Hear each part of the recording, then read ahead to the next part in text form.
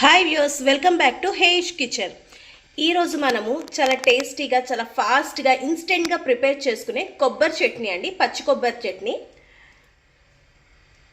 దీన్ని మనం రోటీస్లో కన్నా అన్నంలో కన్నా చాలా బాగుంటుంది. చాలా ఈజీగా, చాలా ఫాస్ట్గా నేర్చుకోవచ్చు. సో అలాంటి కొబ్బరి పచ్చడిని ఈరోజు మనం ప్రిపేర్ చేసుకుందామండి. So let us start our procedure. First మనం కొబ్బరి పచ్చడికి ఇలా కడాయి పెట్టుకొని స్టవ్ ఆన్ చేసుకుందామండి. కొంచెం మన కడాయి వేడవ్వాలి. ఇప్పుడు ఇందులో కొంచెం ఆయిల్, మన ఆయిల్ కూడా కొంచెం వేడవ్వాలి. మన ఆయిల్ కూడా కొంచెం వేడైంది. ఇప్పుడు ఇందులో కొంచెం పచ్చిశనగపప్పు,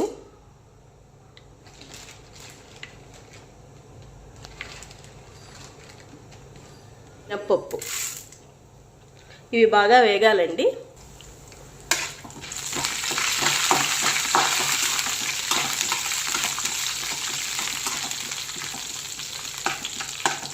సో వీటిని కొంచెం దోరగా వేయించుకుందాం.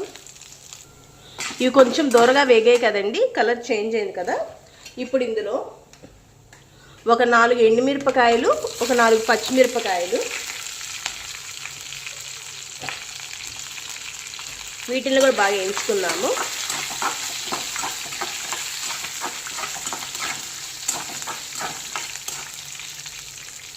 సో ఇప్పుడు ఇందులో 1 కప్పు పచ్చి కొబ్బరి అండి.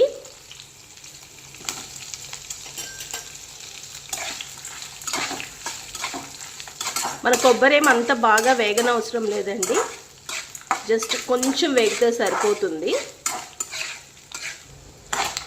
మన కొబ్బరి ఇవన్నీ బాగా వేగిపోయాయి కదా, వీటిని ఇప్పుడు ఒక ప్లేట్లోకి తీసేసుకుందాము.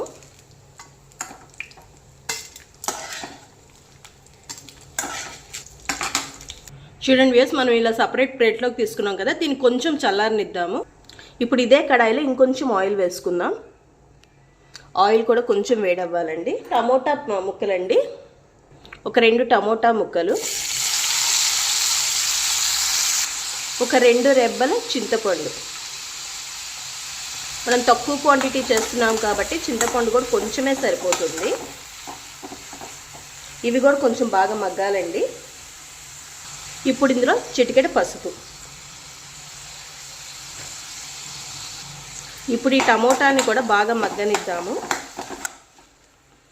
మూత పెట్టి కొంచెం సేపు మగ్గనిద్దామండి దీన్ని.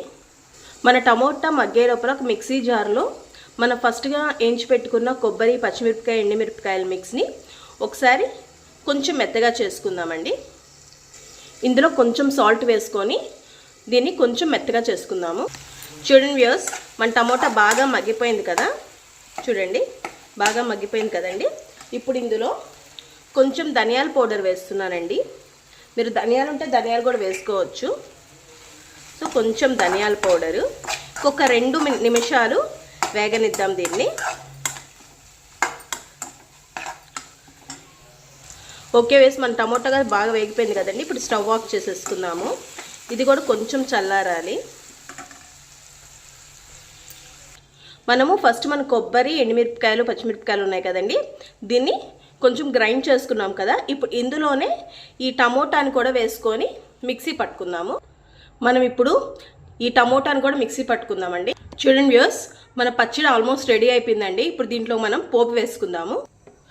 ఇలా పోపుకి నేను ఒక కడాయి పెట్టుకున్నానండి. కడాయి పెట్టుకుని ఆన్ చేసుకున్నాను. ఇప్పుడు ఇందులో కొంచెం ఆయిల్ వేసుకుందాము. తిరగమాతకు సరిపడినంత ఆయిల్ సరిపోతుంది.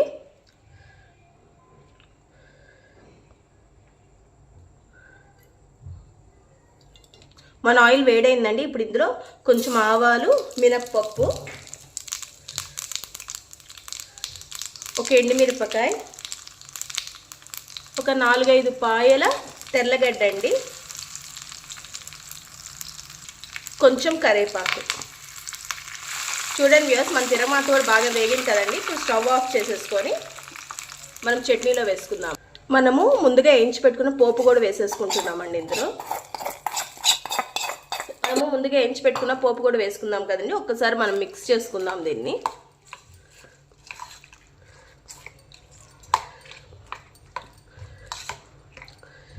ఇంతే